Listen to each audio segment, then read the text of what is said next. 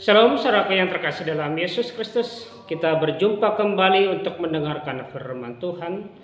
Dan firman Tuhan yang menjadi khotbah bagi kita pada hari ini diambil dari kitab Yeremia pasal 23 ayat 1 sampai dengan ayatnya yang ke-6. Yeremia 23 ayat 1 sampai 6. Saya baca bagi kita keseluruhan, demikian firman Tuhan. Celakalah para gembala yang membiarkan kambing domba gembalaanku hilang dan terserak. Demikianlah firman Tuhan. Sebab itu bagilah firman Tuhan Allah Israel terhadap para gembala yang menggembalakan bangsaku. Kamu telah membiarkan kambing dombaku terserak dan tercerai-berai, dan kamu tidak menjaganya. Maka ketahuilah, aku akan membalaskan kepadamu perbuatan-perbuatanmu yang jahat. Demikianlah firman Tuhan. Dan aku sendiri akan mengumpulkan sisa-sisa kambing dombaku dari segala negeri kemanapun aku mencerai-beraikan mereka, dan aku akan membawa mereka kembali ke padang mereka. Mereka akan berkembang biak dan bertambah banyak.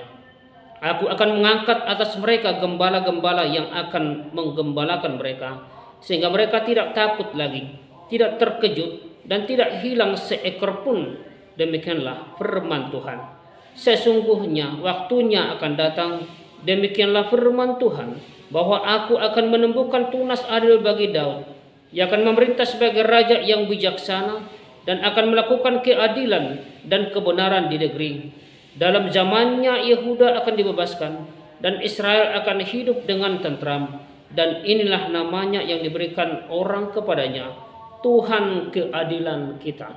Sampai sejauh demikian pembacaan firman Tuhan. Dan yang menjadi tema atau topik bagi kita pada hari ini diambil Tuhan menggembalakan umatnya. Saudara yang terkasih dalam Yesus Kristus, kalau kita perhatikan di dalam Alkitab kita, domba dan gembala seringkali dipakai secara metafora atau kiasan di dalam Alkitab. Baik itu dalam perjanjian lama dan juga dalam perjanjian baru untuk menggambarkan hubungan Allah dengan umatnya. Di dalam Alkitab, domba sebagai kiasan bagi umat Allah digambarkan sebagai sosok yang tidak berdaya, digambarkan sebagai sosok yang bergantung, mudah tersesat. Kalau kita baca dalam Yesaya 53 ayat yang ke-6, dan butuh tuntunan. Oleh karena itu, umat Tuhan membutuhkan gembala yang menuntun mereka. Tentu saja sang gembala agung adalah Allah sendiri yang menjadi penuntun bagi kehidupan umatnya. Namun Allah memakai para pemimpin bangsa Israel, raja, nabi, imam, dan banyak lagi untuk menjadikan representasi Allah di tengah-tengah umatnya untuk menggembalakan umatnya. Gembala yang bertugas untuk menjaga dan melindungi para domba gembalaannya, dan mereka akan menggembalakan di padang gurun, merawat, memelihara, dan mereka akan tetap setia untuk menggembalakan kambing dombanya. Saudara yang terkasih dalam Yesus Kristus, apa yang kita lihat di dalam perikop ini, dalam perkataan di dalam Yeremia 23 ayat 1 tadi dinyatakan di sana, celakalah para gembala yang membiarkan kambing domba gembalaanku hilang dan terserak. Diawali dengan teguran keras dari Tuhan terhadap para pemimpin Israel yang tidak menjalankan tugas tanggung jawabnya dengan baik dan tidak melakukannya dengan benar. Para pemimpin yang seharusnya memimpin, yang seharusnya merawat, yang seharusnya menjaga, yang seharusnya memelihara dan membimbing, justru menghancurkan, mencerai-beraikan umat Allah sebagai kawanan domba gembalaan mereka. Di sini ada kata hilang dan terserak dalam ayat yang pertama tadi. Membiarkan kambing domba gembalaanku hilang dan terserak. Artinya mereka tidak hanya membiarkan atau mengabaikan umat Allah sebagai tindakan pasif, tetapi ada tindakan aktif untuk menghancurkan kawanan domba itu. Gembala-gembala seperti ini Tuhan sebut sebagai gembala-gembala yang jahat. Kondisi ini mirip dengan apa yang terjadi dalam umat Allah kalau kita baca dalam Yehezkiel 34. Para gembala Israel dikatakan hanya mengambil keuntungan pribadi dari domba-domba, tetapi mereka tidak menggembalakannya. mereka aktif mendatangkan keuntungan bagi diri mereka sendiri dari domba, tetapi pasif bahkan abai dalam menjaga dan memelihara mereka. Terhadap gembala yang jahat ini, Tuhan akan membalaskan perbuatan mereka. Bahkan dalam Yehezkiel 34, Tuhan sendiri akan menjadi lawan mereka dan menuntut pertanggungjawaban atas mereka. Saudara yang terkasih dalam Yesus Kristus, dalam pembacaan firman Tuhan tadi, dalam Yeremia 23, maupun yang saya katakan di Yehezkiel 34, sama-sama firman Tuhan berkata bahwa gembala-gembala yang jahat dan tidak adil tersebut akan dicopot, akan dilengserkan oleh Tuhan dan diganti dengan gembala-gembala yang baru yang diharapkan dapat menggembalakan dengan baik. Namun yang paling menghibur adalah janji Tuhan kepada umatnya bahwa ia akan menumbuhkan tunas adil bagi Daud. Sesungguhnya di dalam ayat 5 tadi dikatakan, sesungguhnya waktunya akan datang, demikianlah firman Tuhan, bahwa aku akan menumbuhkan tunas adil bagi Daud. Ia akan memerintah sebagai raja yang bijaksana dan akan melakukan keadilan dan kebenaran di negeri. Tuhan akan menumbuhkan tunas adil bagi Daud, yaitu seorang yang akan bangkit dari keturunan Daud yang disebut sebagai Tuhan keadilan kita. Saudara yang terkasih dalam Yesus Kristus, tentu saja ini merupakan nubuatan tentang juru selamat. Nubuatan tentang Mesias yang akan menggembalakan umatnya dengan adil dan benar. Sang gembala yang dijanjikan ini akan memerintah atau menggembalakan umat Allah dengan bijaksana. Tidak seperti gembala-gembala atau pemimpin-pemimpin Israel yang hanya memikirkan diri sendiri, yang hanya mau mencari keuntungan sendiri, yang tidak menghiraukan keadilan dan kebenaran Allah. Sosok gembala yang dijanjikan tergenapi sepenuhnya dalam diri Yesus Kristus, sehingga ia sendiri menyebut dirinya sebagai gembala yang baik. Dalam Yohanes 10, Yesus mengatakan ayat 1-21 itu bahwa Yesus adalah gembala yang baik. Kontras dengan gembala-gembala Israel, apa yang dilakukan sang gembala agung itu dapat dirangkum dalam dua hal, saudaraku. Membangun relasi yang intim dengan domba-dombanya. Yesus Kristus tidak seperti gembala-gembala Israel yang mencerai-beraikan, yang memisahkan dan juga tidak mempedulikan domba-dombanya, tetapi Yesus sebagai gembala yang baik, dia membangun hubungan yang erat antara domba dan pemiliknya dan juga di antara domba-domba itu.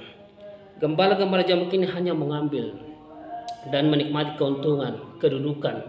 Itu yang dialami oleh bangsa Israel. Kuasa, popularitas dari jemaat Tuhan. Maka Tuhan Yesus justru membuka diri dan mendekatkan diri untuk menjalin relasi. Menjalin relasi yang intim dengan umatnya. Relasi yang intim digambarkan dengan sangat indah di dalam Yohanes 10 ayat 1-6. Dan juga ayat 16, bahwa domba mendengarkan suara gembalanya, sang gembala, dan sang gembala memanggil dombanya masing-masing menurut namanya. Saudaraku, ini gambaran relasi yang sangat dalam antara Yesus sebagai gembala dengan orang percaya. Jika seorang gembala dapat memanggil domba-dombanya menurut namanya, sudah pasti sang gembala sangat peduli. Sudah pasti sang gembala itu perhatian dan mengamati dombanya, peduli dengan domba-dombanya. Ia sangat mengenal domba-dombanya, dan demikian juga sebaliknya, dombanya sangat mengenal gembalanya. Ini relasi dengan domba. Seorang gembala juga harus menjadi panutan yang berjalan di depan orang-orang yang dibimbingnya. Itu yang dilakukan gembala yang agung. Dia akan mengorbankan dirinya untuk domba-dombanya.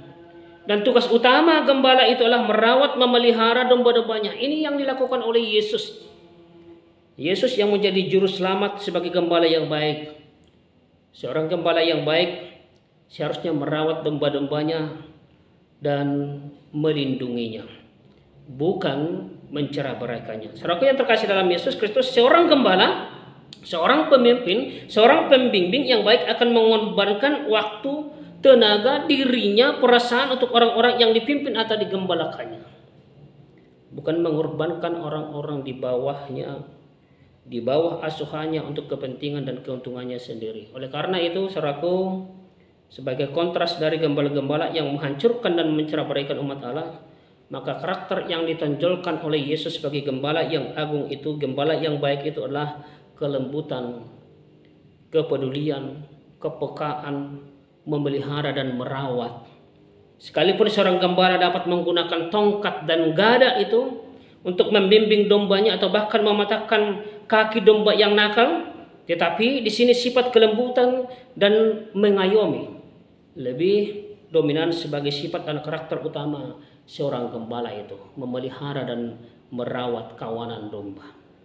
Saudaraku yang terkasih dalam Yesus Kristus, apapun penting yang boleh kita renungkan lewat nats hari ini. Yang pertama, bahwa sebagaimana topik atau tema kita hari ini, Tuhan menggembalakan umatnya. Tuhan adalah gembala yang baik, sebagaimana pemazmur mengatakan dalam Mazmur 23. Dan Yesus adalah gembala itu, gembala yang baik. Jika Yesus adalah gembala yang baik, apa yang mesti kita takutkan dan khawatirkan, saudaraku sebagai orang percaya? Apapun yang kita alami dalam kehidupan kita hari ini, kita tidak perlu takut, kita tidak perlu khawatir, sebab kita memiliki gembala yang begitu dekat, yang memelihara kita, yang membimbing kita, dan selalu beserta kita dalam berbagai tantangan hidup kita. Bahkan di dalam lembah kekelaman pun kita tidak perlu takut, sebab Tuhan beserta kita, sebagaimana Daud juga bersaksi bagaimana Tuhan menjadi gembala di dalam Mazmur 23 itu. Dialah gembala yang baik, gembala yang benar, gembala yang baik dan setia di dalam kondisi apapun yang kita alami. Sampai hari ini, saudara yang terkasih dalam Yesus Kristus, kita mungkin masih mengalami banyak hal dalam kehidupan kita, ada pergumulan dalam hidup kita sebagai orang percaya.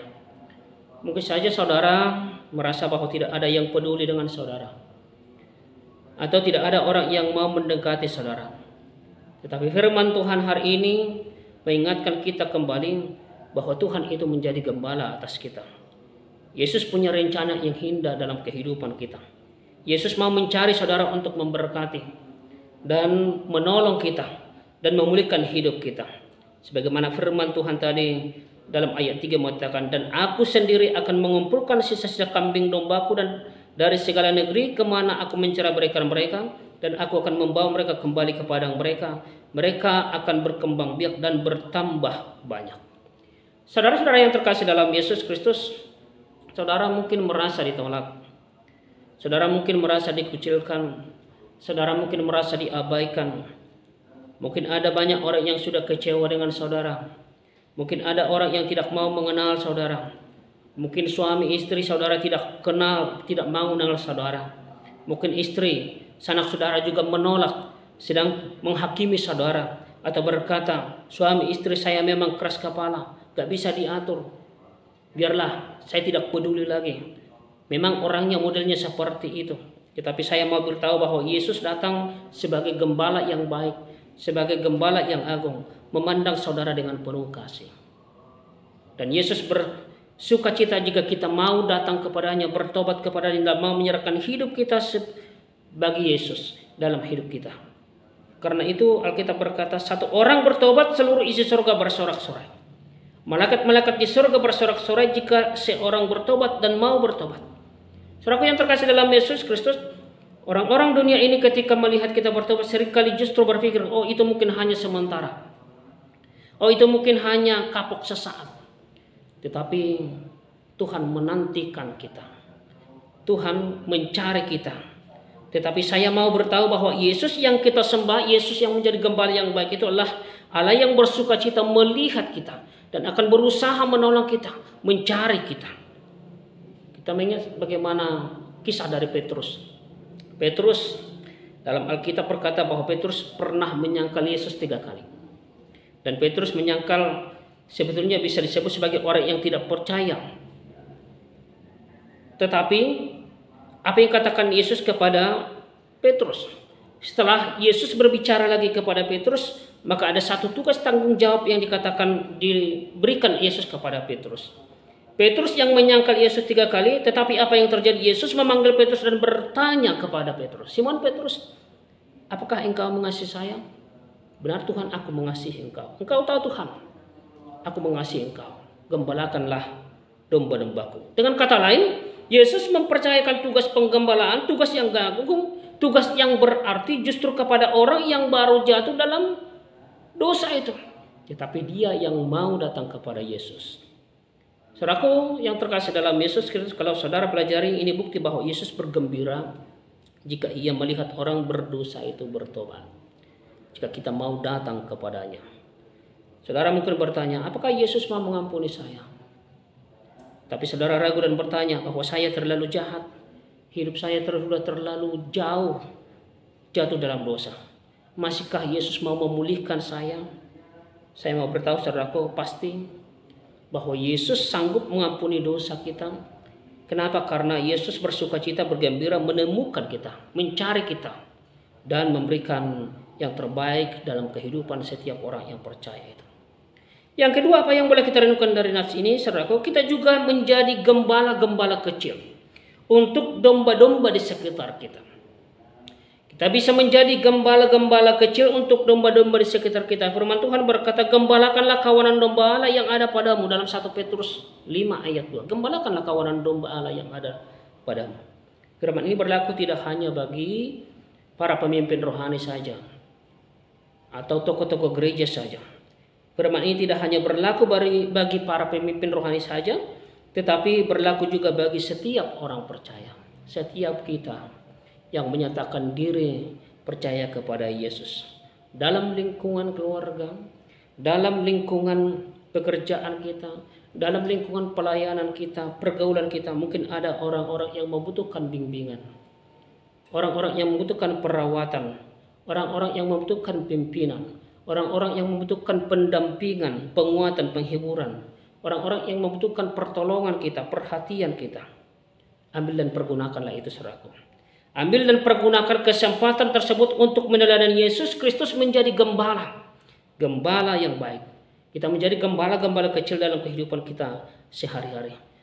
Karena itu sebagai penutup bagi kita, kalau kita percaya bahwa Tuhan itu menggembalakan kita dan dia menjadi gembala yang baik, maka maulah menjadi orang-orang yang juga bisa menjadi gembala-gembala kecil untuk merawat, memelihara kebersamaan dalam kehidupan kita dan selalu mempercayakan diri kepada Dia Sang Gembala Agung itu. Tuhan adalah gembala kita. Amin. Tuhan Yesus memberkati kita semua.